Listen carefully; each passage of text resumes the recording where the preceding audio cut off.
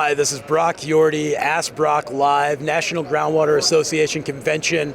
We had a question come in about silica, and really, this is one that came in. I had a dear friend that's got mesothelioma right now, and we look at, from blast hole drilling and all of the dust, and now silica is a big deal, and at this convention, we got a lot of great experts, and I was able to grab Glenn Minyard from the Local 150, a OSHA safety guru, and this is a hot button topic for us right now. And I hear about the right proper fit of a respirator and all the things we should do, but let's just hear it from a man that's probably hearing a lot of these questions right now. Yeah, silica is a new one. They just updated the standard a few years ago for general industry and construction. Both got updated. Silica is something, as a safety person, anytime you're doing something with rock, concrete, you cut into it and you create dust. If that dust is visible, it's going to trigger everybody to start thinking about silica. If you don't have a meter, it's kind of hard because we're talking about micrograms.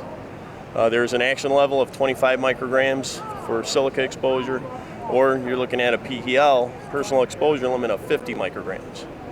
To get an idea of how small that would be for somebody that doesn't do industrial hygiene, if you can imagine a stack of $1 million being 1 gram, my permissible exposure limit to silica is $50. So if I have $50 or more in my pocket, I'm at the legal limit of exposure to money if I use the silica parameters. If I have $25 in my pocket, I'm at the action level where a company needs to start evaluating to see what kind of protections we need, just to kind of give you a visual of the small amounts we could be talking about. So if you see the dust coming off, we need to do some procedures. In the construction standard, there is a table 1, and it has a lot of different procedures, whether you're working 4 hours or more than 4 hours, what you should do. Most cases, if it's wet and there's no cloud, there's no dust to bring in, because that's what we're looking at.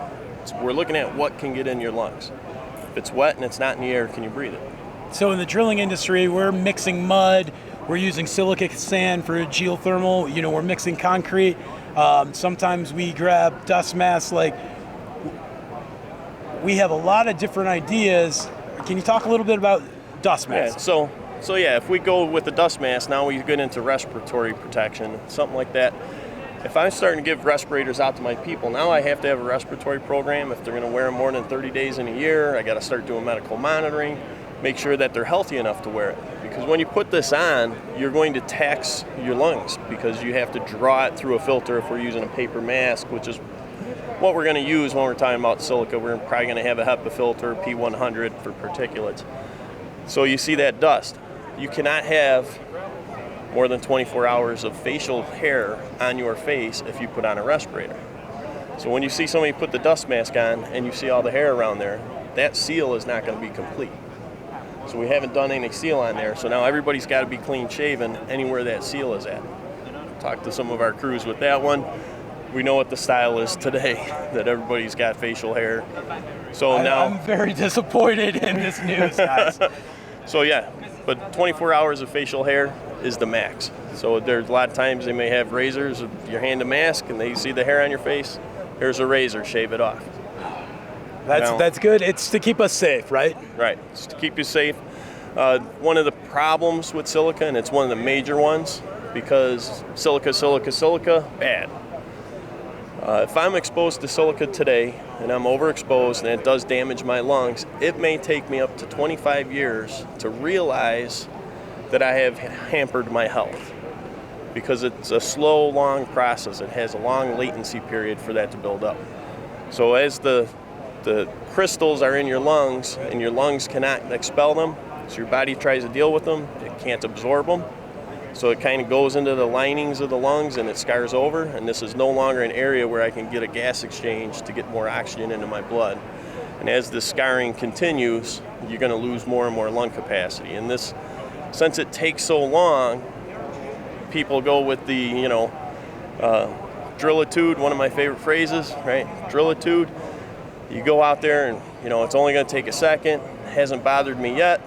Well, by the time you realize it's bothering you, you are in advanced stages. So it's something that it's hard to express to the guys. So with silica, we got to make sure the guys understand it takes a long time for this to happen. It's going to slowly make it harder and harder it's for an you to awful, breathe. tragic health condition and situation. If you do go on the OSHA website, they had a great silica video just talking about some of the guys who were in high dust industries where if you get that acute silicosis, it can develop in 4 to 5 years. Worker had to quit his job by the age of 30 because he could no longer breathe enough and perform his job because his lungs were tough. Yeah.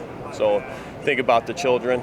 You know, he's got kids at home and they were watching their dad at a young age who can no longer, play football in the yard. He can't go and do other things with his family because so he's breathing dust. it's not just amputation, crushing, all of those situations that we think about in drilling. This is a secret. This is one that, not a secret, a silent, something that sneaks up on us. That, we think about our gloves and our hard hat, and we don't think enough about hearing protection or respiratory protection, and we got to do a better job, guys. Yeah, and one last final note, the Department of Labor did put out a video back in 1938 talking about the wet method for silica because it was dangerous. So just to give you an idea how much people will ignore something that takes a long time to develop in their body. Thanks, Glenn. Really Thanks a lot, appreciate Brock. all the information. No problem.